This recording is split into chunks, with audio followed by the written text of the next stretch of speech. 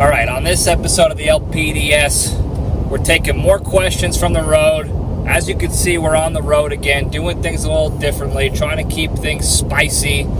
So we're on the road. Got the questions from the fans. Going to be answering some of those. Got the road dog Randy in the back there. We got current events coming at you. We got a cage fact coming at you. That's all happening right now.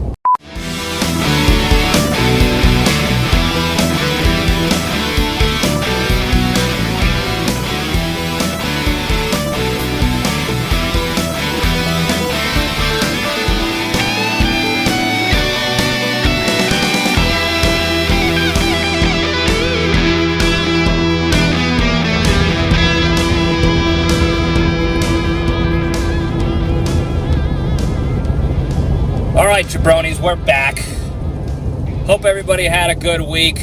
Mine was jam-packed with stuff again. As you can see, we're back on the road, heading back down to the LPDS ranch, the new compound down there in Texas. Did a little stoppage in Tennessee, so to break the trip up for me and the road dog in the back there. You might be able to see him later on as he gets a little rowdy. Right now he's laying down, being nice and calm. Hope the audio is okay. We're back in the vehicle, so we got to deal with that. Hopefully the camera angle's a little better this time. You see a little bit more of my mean mug and more of the vehicle, and not any of that vertical nonsense that I did last time when we were in the vehicle. So, a lot of stuff going on in the current events world. I'm going to touch on a few of them, and then hopefully wrap it up into like an overall lesson or point of this all. Because it's malarkey. It's a lot of it's nonsense and malarkey, and we get caught up on it, and we don't know what's real and what's fake and what's important and what's not anymore, and that's what it seems like the media is trying to get us to do, but we're not having it here at the LPDS, so we're going to try to take that step back and realize that this is all malarkey and nonsensory. But anyway, a lot going on. So I don't know if I talked about this already or not. The Navy is using one of their seamen, I don't know if it's a seaman or an ensign or what their rank is, as a recruiting, their new recruiting marketing campaign, and he's a drag queen. I feel like I discussed this already. Maybe it was Air Force was doing some of their own weird recruit, I don't know. But that's their new marketing campaign, is using the drag queen to post their videos on TikTok and Instagram Reels and whatever to get people to recruit, want to join the Navy. Now, obviously, there's people up in arms about it, because what's happening to the military, this and that, this blah, blah. I'm going to break it down real quick. Whatever they think is going to get people to join the Navy, they're going to try to do. Okay? The recruiting side of the military is a numbers game, numbies. All right? Back in the day, they used to lie to you and tell you you're going to go be, if you wanted to join the Air Force, you're going to go be a pilot, everything's going to be hunky-dory, everything's great, don't worry about it. The Air Force is the way to go. The military is the way to go. It's your future, this and that. And they got people signing up that way, and they got their numbers that way, and people get into boot camp and they realize, oh, I believe there must have been a misunderstanding here, because I'm an enlisted guy now, I can't fly, I can't do any of this stuff as easily as they said it would be, and that was that. Now they're using drag queens. I don't know exactly what the message is going to be. Excuse me. Dealing with allergies still, so I still got a couple of New Jersey pollen frags up in the old schnozzle that I got to clear out.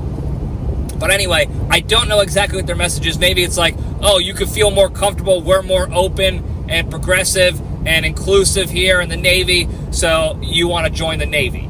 Maybe that's the message. I don't know. People should not care as much about this as they are. It's a little weird. It's a strange tactic for recruiting people.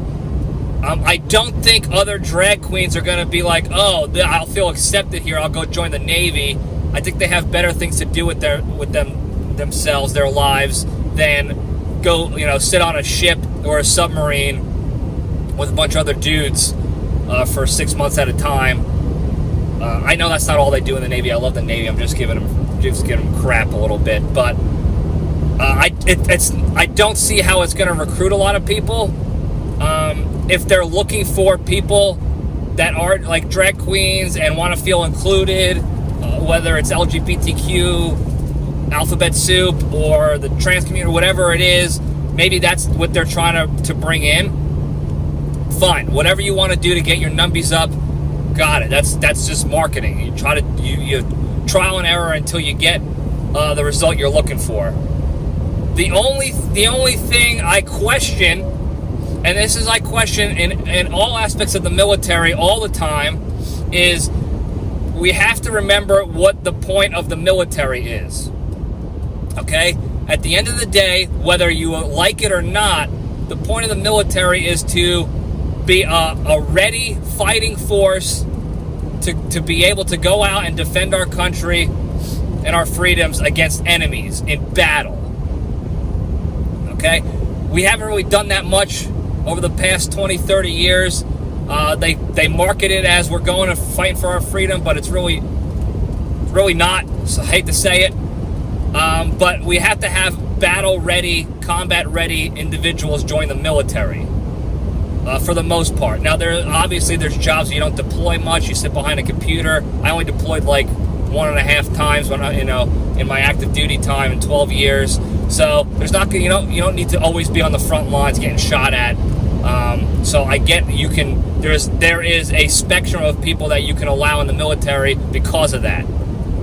However, at the end of the day, the military is the fighting force that needs to be physically, mentally, emotionally ready to go to battle at any given moment for our national security, for our freedoms.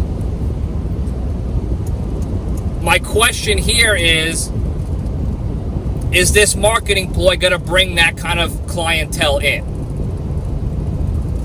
You could disagree with it all you want.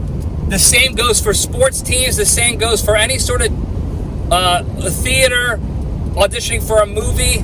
There's a certain criteria that has been set out for particular jobs and positions and teams and whatnot. And if you don't meet the criteria, you're not going to be qualified. It has nothing to do with we don't like your kind here, we're better than you, this or that, nothing. It's just a specific criteria that's needed. And if you don't meet the criteria, better luck next time, I guess. Do what you can to meet the criteria next year or whatever. That's how it is with stuff like this. So if you don't meet the criteria to go be ready for battle, then you shouldn't be in the military. So the question again is this going to bring in the people that meet the criteria, that are going to be battle ready to go to combat if needed, to be able to take care of their job under high stress situations when maybe potentially lives are on the line? That's what you need in the military at the end of the day, for the most part. So we have to be mindful of that. That's my only concern all the time is whatever we're doing, whether it's changing qualification standards or being more exclusive or inclusive or whatever it is, you have to do what's best to get you the best fighting force for the military. So otherwise, you're wasting your time complaining. It's not going to change the situation. It doesn't affect your day much, you complaining about the Navy's marketing ploy and if it's going to work or not. So let's just go about our business and let them do whatever they feel they need to do to get their numbers up. Okay? Because not every decision you make, everybody agrees with. Okay? There's plenty of people that think the decisions you make are stupid too. The decisions I make are also stupid and don't make sense. Okay? But don't give in to the outrage. Don't give in to the emotions of it all. Just control the controllables there, is what I'm saying. All right, moving on.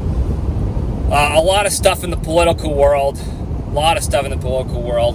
I guess the recent administration just came out with, I don't know if it's official yet or they want to do it, but they said, we're going to start charging fees for people with certain credit scores, and it looks like it's trending higher credit scores.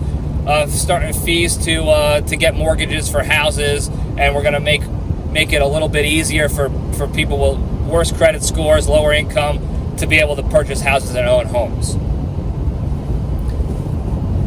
Again, people are up in arms on both sides of this one. Again, take the LPDS step back here. The intent seems good. You want everybody to be able to own their own property, own their own home, have a family there, whatever. However, the other end of the coin here, they did something like this back in 07 and 08. If you guys don't remember what happened, okay? The barrier to entry to purchasing a home back then for lower income, bad credit, don't have the money to buy a home, they dropped it down to nothing. Anybody can sign a mortgage and buy a home, and they had all these different types of mortgages available to these people to purchase homes, adjustable rate, low upfront cost, whatever it was, to get people thinking they can afford a home, and then after a year, their interest rate gets skyrocketed and they can't afford it, and now they're defaulting on their loans and the bank is taking over their houses, and then the market crashed. Okay? So the concern here is, can we find a way to meet the intent, the good intent behind this, without dicking up our economy again? And it doesn't seem to be happening right now. There has not been any information put out on protections against an economy recession again and the housing market blowing up because of this. Now, again, I don't know if this law or this policy has been enacted officially yet. It was thrown out there as an idea, maybe. But I hope to God they're thinking through this and not just going to blindly repeat history just because they're making a political, because it's a political chess move. Because you got the elections coming up, which is a common theme throughout the rest of these current events, mind you. So think about that when that comes out. Think about the reasons behind it, the intent, and if it's actually going to work, if they have the protections in place. The next thing here, speaking of campaigns and election years, because it's an election year coming up, people are going to be starting campaigning hard in the next couple months. It's going to start hard, ramping up. It already kind of has. You're going to start seeing a lot of other issues pop up out of nowhere that are now important to politicians that weren't important the past 2.5, 3 years. Credibility is coming up for different candidates. One in particular, the Biden family. They just had a congressional committee. Uncover the fact that at least 9 right now, up to 9 family members of the Biden family it's been proven, they uncovered the money, they followed the money trail, have been paid off by foreign companies, foreign investors, foreign governments even, through shell companies. There's no reason why, there's no information as to why they got these payouts, millions of dollars of money through these 9 family members, but all through these shell companies. They all track back to Russia, Ukraine, China, maybe some other countries in there that are hot topic countries these days. So the committee now dumped it on the Department of Justice, say, hey, do something about this. This is now the ball is in your court. You have all the evidence. Now it's time to do your job and hold these people accountable for this. I think a couple of the family members were like grandkids, nieces, and nephews, like young kids, getting $100,000+ randomly from this Chinese shell corporation for seemingly no reason. So that was brought out as a political chess move to sully the Biden administration and their candidacy for next year's race.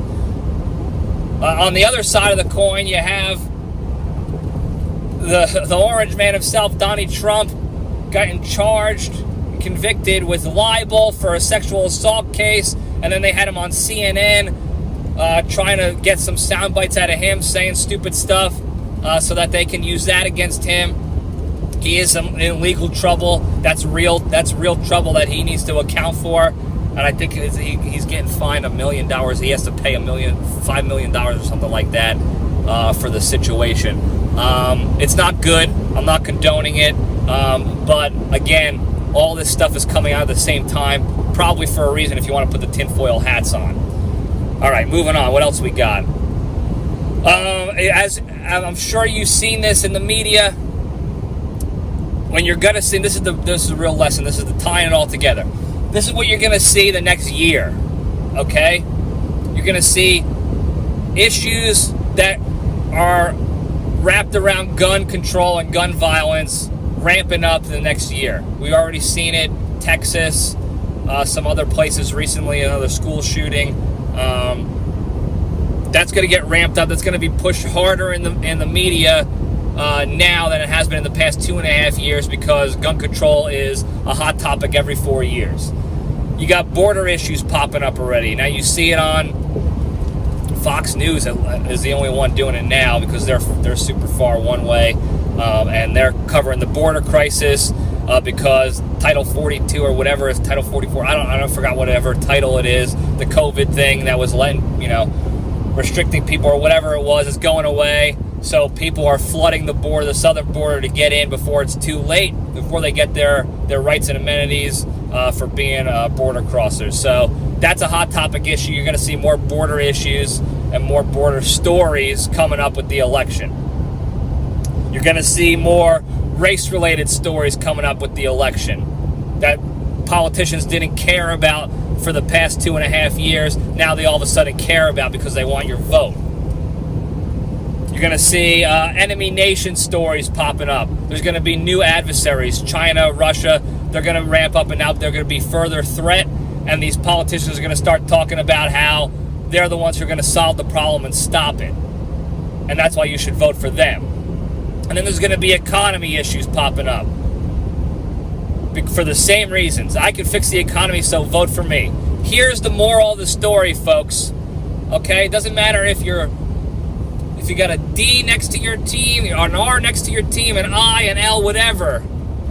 Remember this. We are the same team, and politicians will say anything they can to get your vote. And they've been doing it our entire lives. And I'm waiting to find a politician who's actually doing something positive and what they said they were going to do to help us, to all the snake oil that they were selling to get your vote and our vote. I'm waiting for them to actually do something on all sides of the table. This is an objective. All politicians are going to say and do whatever they need to get your vote. So please be aware of that. Please educate yourselves on what these people are saying, who these people are, their history as politicians, and what they've actually done. And be extra wary of the career politicians who are multi-millionaires and almost billionaires being politicians. Don't forget, that's a public service position. Okay? And yet they're becoming millionaires off of public service jobs. So remember that when it comes time for the votes and the polls, and what they're telling you is important and drastic, and only they can solve. If only they can solve it, why haven't they solved it yet? They are all career politicians. Everybody running this year so far has been in politics for more than a decade. That's their career now. And these problems are not solved. They're not even better. They're getting worse. So remember that when they say that they're going to be the ones to solve the problem. That's it. That's the moral of all the current events. Be aware of these stories. Put your tinfoil hats on. Understand the reason behind all this stuff is now becoming a problem.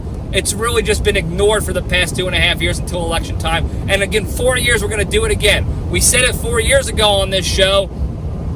Here are the 4 top topics. And 4 years from now, it's going to be the same thing, okay? The cycle continues. We're not buying it here, folks. We are not buying it. We're better than that. I think that's all I got for current events, thankfully, because I hate them. And I'm only doing it because it makes for good radio. So, all right. With that, we'll get into the good stuff. We'll step into the cage. Okay, let's run. All right, today's Into the Cage segment is proudly sponsored by Leonard's Lot Lizards. Are you on the road with your partner in crime dog on a long road trip, and you're all out of peanut butter, and you're looking for that pleasurable hit for energy to get you through to the finish line? Well, Leonard's Lot Lizards are there to satisfy your every need. Leonard's Lot Lizards are available at your request to custom tailor your satisfaction experience at all hours of the night to give you that quick hitter energy so you don't have to go buy more peanut butter or a 5-hour energy or any more coffee so you're not peeing your pants. You get your quick hit and you're good to go. So visit any interstate truck stop after 8 p.m. to find a Lot Lizard and use the promo code Wooly Willy for 29% off your first pleasure hit, energy hit. These are the sponsors, folks, when you're on the road. These are the sponsors you get stuck with. One day we will have a real sponsor and all will be right with the world. All right, the Cage Fact. I was listening to a podcast with Pauly Shore on it. Pauly Shore is a comedian. He's an actor. Was huge in the 90s with a bunch of movies back then. And now he does mostly stand-up, and he does some Netflix movies and stuff now as well. But he was on a podcast. And by the way, his parents started, his mom ran the Comedy Store in Los Angeles, which is like the mecca for comedy. And she was the premier comedy, funnel, if you will. He was on a podcast talking about how he was living in Vegas for the past few years, and his direct next door neighbor was the great one, Nic Cage. And he shared a couple stories about Nick being a neighbor and being an awesome human being and a good guy and this and that.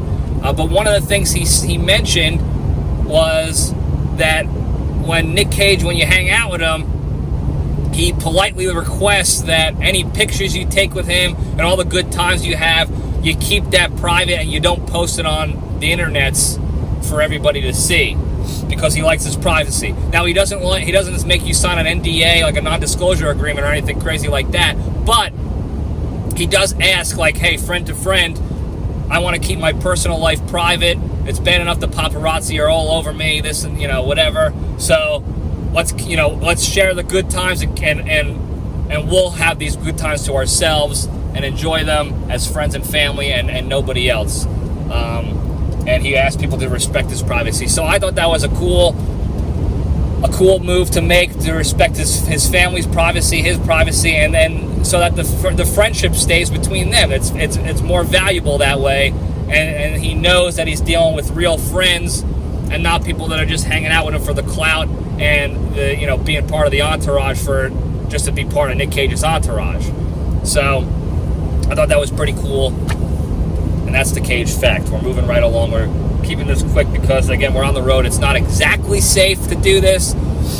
That's why I'm eyes on the road, and I have my shades on so that I'm not looking at the camera, and I'm looking at the road for safety, because that's what we like to do here. We like to be safe. So we'll move it over to the junction. We'll spin the logo up. We got more questions. A few more questions to answer, a little Ask Me Anything on the road, and we'll have a good time with it, hopefully. So the first question here, someone just asked, how's the drive? And this is actually the same person 2 weeks ago, if you listen to that road trip episode, asked me, it just said, hey, drive safe. Now they're asking how the drive was. So this is just a good friend being a nice person, asking me how I'm doing, making sure I'm trying to be safe, and I appreciate that. So thank you for that. The drive's going fine. So far, not too much traffic. I was dealing with traffic yesterday, Friday, so I'm recording this Saturday. By the time you see it, I'll be back in Texas. But some traffic, a little bit of weather, but so far so good. The thing with these drives is when you're going cross country, once you're out of the city and away from any mountain ranges or good scenic country, it's boring.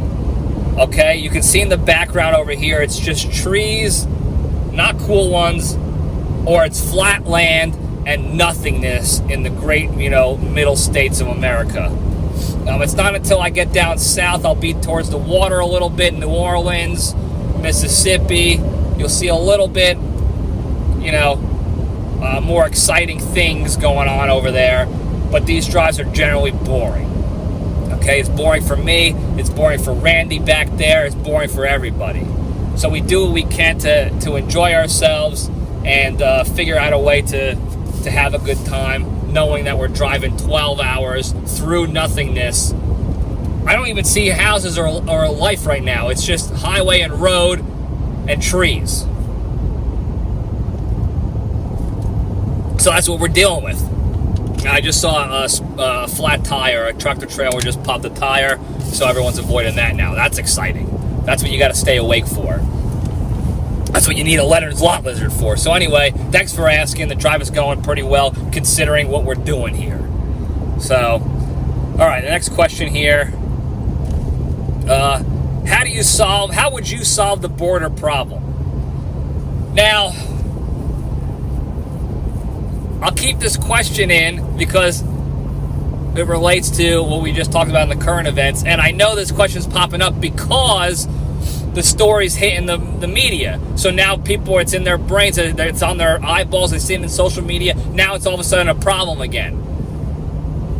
My issue is that it's been a problem for a long time, before I was born. Okay? And nothing's getting done to do, to actually fix the problem. There's walls, there's no walls, let them in, don't let them in, whatever it is. Here's what I'll say. Here's Libretti for President's 1 cent opinion on this and what I would try to do to help maybe alleviate this a little bit. Now, I'll caveat this altogether. The presidents don't have much pull in real life. They just don't. They don't have much power. The power is run in the House and the Senate, and that's loaded with corrupt criminals right now. And it's one of, if not the biggest reason why nothing positive gets done in our government, because the majority of people in the House and Senate are making decisions and making moves that benefit them and their parties, and that's it. Whether it's continued power for their party or money in their pockets, that's the decisions that they're making. So when they come out with things to help fix the border and this and that, now it's because they're up for election and they need the votes and they want to maintain the power in their party. So it's very difficult for any sitting president to actually get anything done because it has to go through them first, and they don't give a shit about the border problem until it affects them negatively. Notice how you don't see politicians talking about the border problem until it directly affects them negatively. So in Texas, you hear them talking about it because you got droves of illegal aliens coming in and taking over their towns, and they don't want to deal with the problem themselves, so they start blaming the president and the administration and this and that, and they cry and whine. Or what they've been doing is sending them out to other states, flying out the problem and dumping it on somebody else, kicking the rock down the road. And then those politicians now it's a problem for them because now they have all these immigrants in here, these aliens, undocumented folks, and they have nowhere to house them, no plan in place, and they start bitching, and then they start sending them out to other states, and they just kick the problem down the road, and it's only a problem until it's not their problem anymore. So that's, if nothing else, that's the biggest problem I see, is that nobody actually wants to do anything about it. Now, again, my 1 cent opinion, what I would try to do is try to devise a team to work together with the House and Senate to try to get them to set their political differences aside and their political chess pieces aside to actually fix this and really help the American people out. And I believe that the key is reforming and improving the process to become a citizen legally. There's no incentive right now for anybody to come to this country legally. It costs thousands and thousands of dollars. It's a corrupt system. They built it and corrupted it because of the people who run the system, corrupted to the fact where you got to continue to pay, and you have all these different hurdles and hoops to get through, and it takes like a decade for you to become an actual citizen of this country before you can take your citizenship test and become a hand-raising, American flag-raising citizen of the U.S., which is terrible. We want people to want to come here the right way, legally. All the incentive right now is for people to just hop the border somewhere or fly in from a different country, and all of a sudden now, with no paperwork, no documentation, they have health care, they'll have insurance, they can be seen by medical professionals, they have all these different rights, they can work, they can do this and that, and they're all protected, which is great. We want our people to be protected, but we want people to want to become citizens. So I think the focus should be on reforming the process to become a citizen, to make it easier for people to become a citizen so that they're incentivized to come in the right way and not just hop a border and create issues across the borders for the DHS and ICE and all them.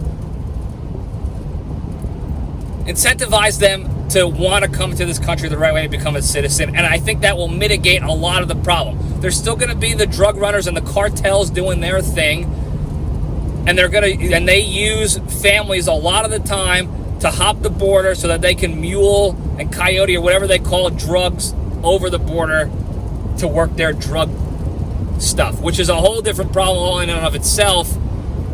The war on drugs, we've been losing. We created that war. We've been losing it for quite some time because of our stupid decisions. And that's, again, I'm not getting into that one. But it's not going to solve the problem, but I think it will mitigate a little bit because the problem is nobody cares to want to come and become a citizen when they can just cross an imaginary line or hop a fence, and now they're afforded all these rights for free or for way less money. They pay a couple $1,000 for the cartels to help them go through the tunnels to get them over, and they're good to go, as opposed to paying $10,000, $15,000, $20,000 and waiting 10 years and working their asses off just to be told, hey, you got to pay more money and you got to wait longer to become a citizen.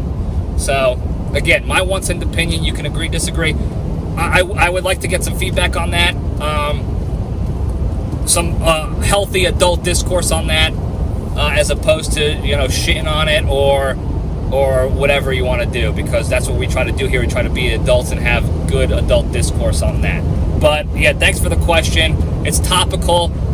It's probably not important to this person only until election time and when it's in our faces. So that's that. It sort of proves the point we made earlier with that. Of course it's an issue now because people are running for election. All right, the next question. Thank you, though. The next question is, what are some of the greatest sports rivalries? I like this question because I like sports. And it's a good topic because I love a good sports rivalry with drama and fights and battling back and forth and actual competition. That's awesome to me. So obviously for me, Yankees-Red Sox was always a big rivalry. It's died down recently because both teams suck. And nobody cares who wins because nobody's competing for anything real anymore with those two teams. So they're dealing, you got to deal with that. But that's always been a historical rivalry. Maybe that'll be back up again. Football-wise, I'm trying to think of a good one, like a real one that I pay attention to. Giants-Cowboys, Giants-Eagles. Used to be way more of a rivalry, but the Giants stink, so nobody cares as much anymore. Hopefully they're starting on a little bit of an upswing, so maybe they'll be a little bit better. They'll compete against the Eagles a little bit more, and you'll actually have some more good, healthy rivalries and shit talking and all that good stuff. Hockey, Devils, Rangers, I think. Maybe Rangers, Islanders. Probably the teams in Canada, Edmonton and Montreal, or the Canucks or whatever. I'm sure they have their rivalries. I don't know a lot about like West Coast rivalries.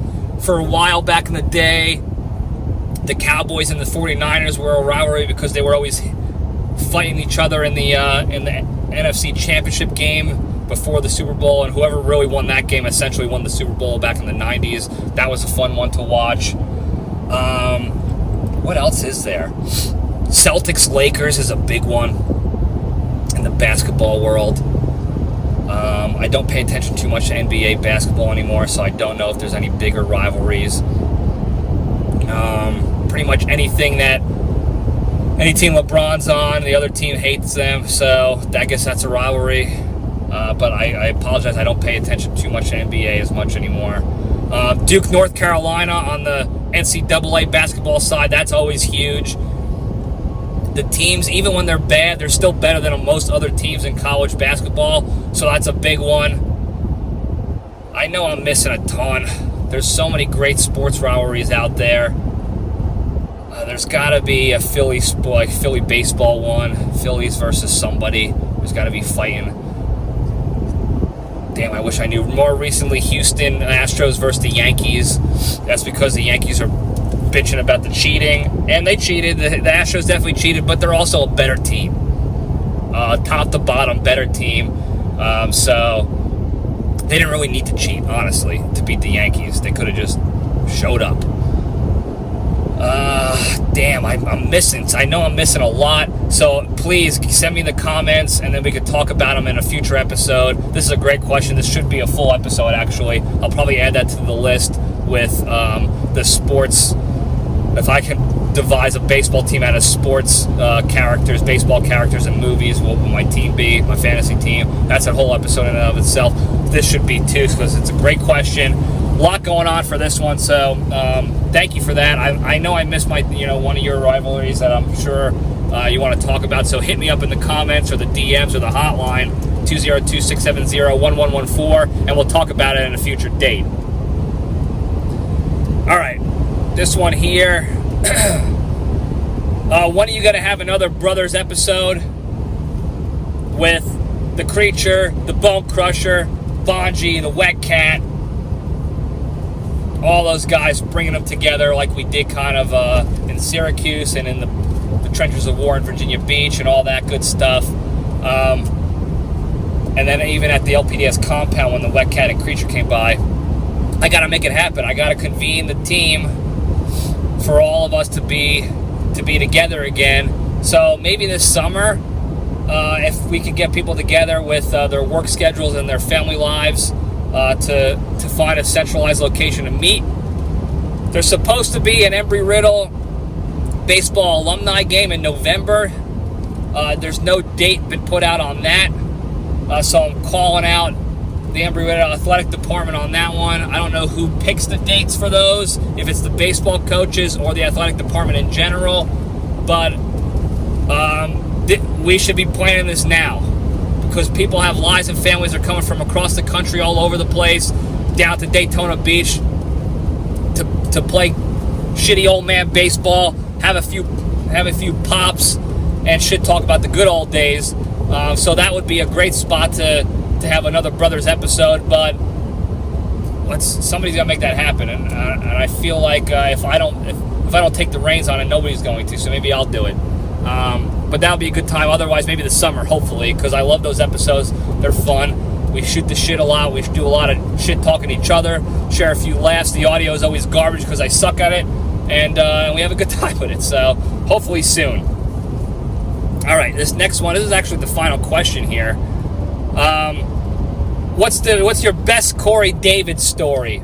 So, for those of you who don't know, Corey Davis is jokingly public enemy number one of the LPDS.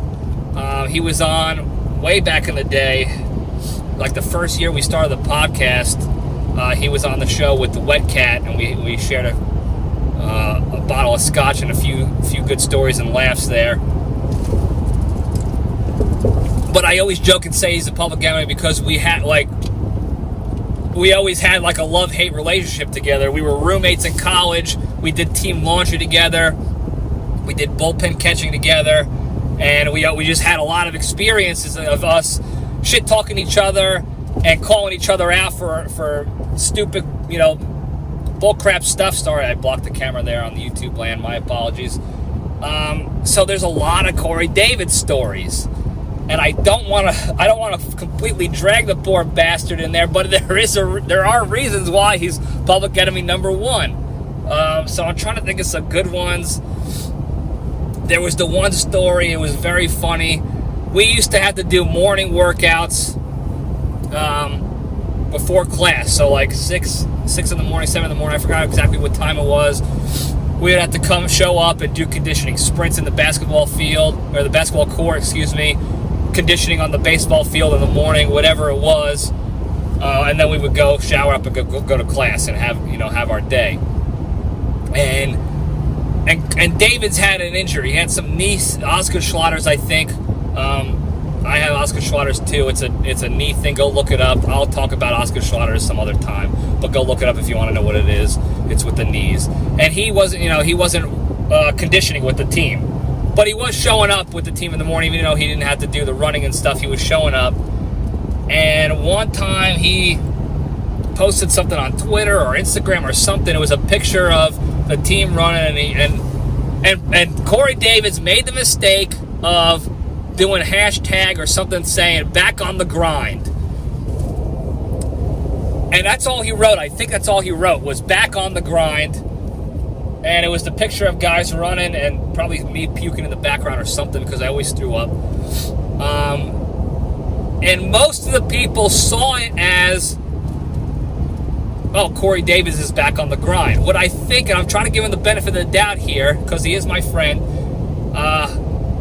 I think what he might have been trying to portray is like the team is back on the grind. The guys are out there running, doing the shit in the morning when everybody else is sleeping or passed out from a hangover or being drunk the night before, or whatever. But most of us, whether we did it on purpose or not, we took it as like Corey Davis. Here's David's Dangerous D saying he's back on the grind and he's not doing anything. Well, somebody took a picture of Corey Davis while he was posting that tweet, and Corey Davis was laying on top of the basketball scoreboard, that tabletop where they had the commentators on, during games, and he's laying there in sweats and he's, pin-up position, paint me like one of your French girls, tweeting this picture of him doing that and saying back on the grind. And that person took that picture and posted it on their Twitter and tagged him and reposted it in reply to his tweet saying, is this what you call back on the grind, or whatever it was, calling him out for not running with the rest of the team. And it became this whole doo-doo, fighting back and forth, shit-talking back and forth. But at the end of the day, we had a good laugh about it because we knew D can't run. He had a thing.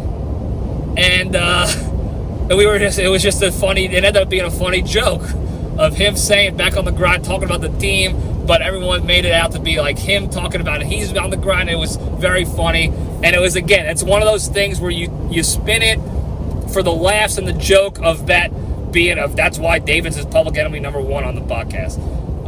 He's like, again, he's my friend. He is one of those guys, and I talk about it with people all the time. You'll love to shit talk D, and he loves to shit talk me. But anytime he says, like, hey, I'm going to be in town, or if I'm in New York area where he's at, hey, I'm in town, we're dropping everything to hang out with each other. He's just our boy. And that's what I like about our friendship, and that's what I think all friendships should be with your close friends, your brothers, is you trash each other relentlessly, and you're always ball busting and shit talking, and at the end of the day, you'll take a bullet for each other, and you'll go hang out and drop everything to be around that person. So that was a funny story. There's a bunch of others. Oh, one of them, speaking of D not being able to do running and stuff because of the knees, one day out of nowhere, we all knew he can't run and can't do some certain stuff, and he tried hard. One day out of nowhere, his girl at the time shows up to one of our practices. I think she was in town from like wherever she was living, and she came down to visit, and she decided to come hang out there in one of our practices in the stands. So that was cool. And all of a sudden, out of the dugout, we're dicking around, we're throwing the ball, we're running, whatever. Out of the dugout, Dangerous D comes out with one of those sprinters parachutes on, and he starts doing parachute sprints up and down the field. Now, we all knew before, Davis couldn't run. This was like we wasn't sure if this was like a Grandpa Joe situation from Willy Wonka in the Chocolate Factory, where the guy is an invalid until his grandson wins the golden ticket and all of a sudden he can walk again. David's had the miracle of conditioning again for this one day, and of course we dragged him at the end of it for, like, clearly you were only running because your girl was out here and you wanted to show her that you still had what it takes, to be an alpha guy. I don't know what it was. Whatever the real reason was, we dragged him for it. We gave him shit. Again, he ball busted back. We had him back and forth a doo-doo again, and we all laugh about it now. And it was just good ball busting. It's a great story of, like, here's Dangerous D running, doing parachute sprints for his girl.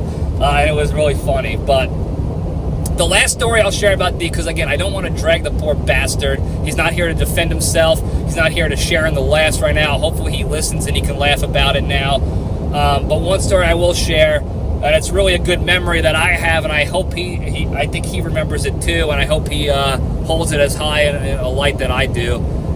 We were roommates, and we were also on laundry crew together. So we were playing, we had games, and then we were spending hours on end at the end of the night doing laundry, studying for finals together, doing homework, whatever it was. And then at the end of some of these nights, we were 1, 2 in the morning of doing laundry, and we just needed to go blow off some steam. And we would go to McDonald's like 2 in the morning, grab a couple of McCafes. Maybe I would sneak in a double cheeseburger or an apple pie or something to wash it down with. We get a McCafe. We grab a couple of heaters, Marlboros, Newports, Camel Crushes, whatever it was. Look, when you're young and dumb and in college playing sports, it doesn't matter what you put in your body, you were burning it off like we were invincible, immortal. So we were burning heaters, and we would go out to the flight line at the airport down the street from our house and on college campus. We would just sit out there, put on T.I.'s latest album, T.I. the rapper, the hip-hop artist, and we would just drink our coffees, eat our pies or our burgers, and rip heaters until we would decide it was time to go home and shower and go to bed or whatever. Shower separately, of course. Let's caveat that. I love the kid, but we weren't touching tips. Not that there's anything wrong with that. And that was a great memory we had because we were able, we sat there, we could bond, we could talk about serious shit, we could shit talk each other and ball bust each other. But we were able to get to know each other better because we could talk about our own problems, what we got going on in our lives, with our relationships, with our families. I got to know his family really well. And then when they came down to visit, they were like second parents to me almost. I say second parents. I have most of my brothers and my good close friends, they're family to me. Like their parents are like parents to me as well because we built that bond. And that's what I did with Dangerous D. So there's a lot of stories that you can laugh at D for, but I always got to remember that where we actually got to become brothers there, in the shit together, ripping heaters together, talking about our life's problems and how we're going to get through them together as brothers. So that's probably my best David's memory. It's not the funniest. There's a lot more other funny ones, but again, I'm not going to drag the poor bastard until he's here to defend himself, so we'll get him on another episode one of these days. So thank you for that question. It brought back a lot of good memories. That's all we got question-wise. This is a quick one. Not a lot of questions this time. That's fine. People are busy with their lives, and I understand that completely, but I appreciate you taking the time to ask the questions and listen in each time. Before we go, though, we'll hit it real quick. The big three. For those new listeners here, the big three is the 3 pillars of the LPDS to staying strong and being a better, happier, more genuine person of value and bringing that goodness and positivity to the rest of the world. So number 1, exercise every day. Burning the calories, getting the endorphins rushing through your body, through your bloodstream. That will make you healthier physically, mentally, and emotionally. And I'll touch on that more in depth in a future episode for you guys. Number 2, the hardest one to do is to not be a shitty person, to be a good person. Be kind, be a good human being. When the opportunity arises to be a shitty person, just don't do anything. Just don't be the shitty person. When you think you're going to be helping the world out by posting a shitty story on Instagram about somebody, targeting them, or responding to somebody in a negative light or answering back to some asshole with other assholery. Don't do it. It just doubles down on the assholery going on in the situation, and it creates more negativity, and it does not solve any problems no matter what your intent is.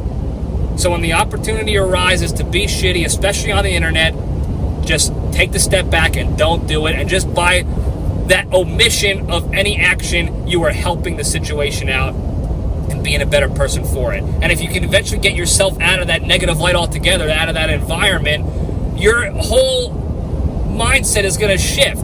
You're going to be more positive light altogether. So don't be a shitty person. Number 3, the most important one, be genuinely thankful and grateful for all the good you have in your lives. And I always say this, when you wake up every morning, the first thing you should do is think about one thing that's good in your life. Think about why it's good and what your life would be like without it and how shitty it might be without it. And be grateful for it. Actively think about it, and then add each day, add another thing to the day until most of your day is thinking about the good things in your life and how grateful you are and how you're not taking them for granted and that you're enjoying them, and you're changing your brain function, your muscle memory, your mindset into thinking in gratitude and not in entitlement. And you couple that with not being a shitty person, and you couple that with exercising every day and becoming physically, mentally, and emotionally healthier.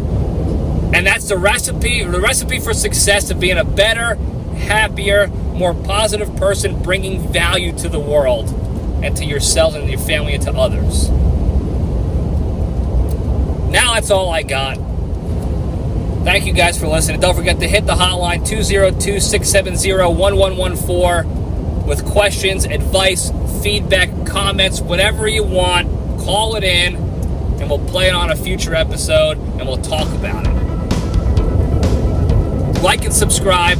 Tell your friends, tell your enemies, put on those little notifications on the YouTubes and the Apple iTunes and the Spotify's tunes so that you know when the next episode's coming out, so you can spread the good word to get the LPDS out to the people. Thank you guys again. I love you all. Stay strong.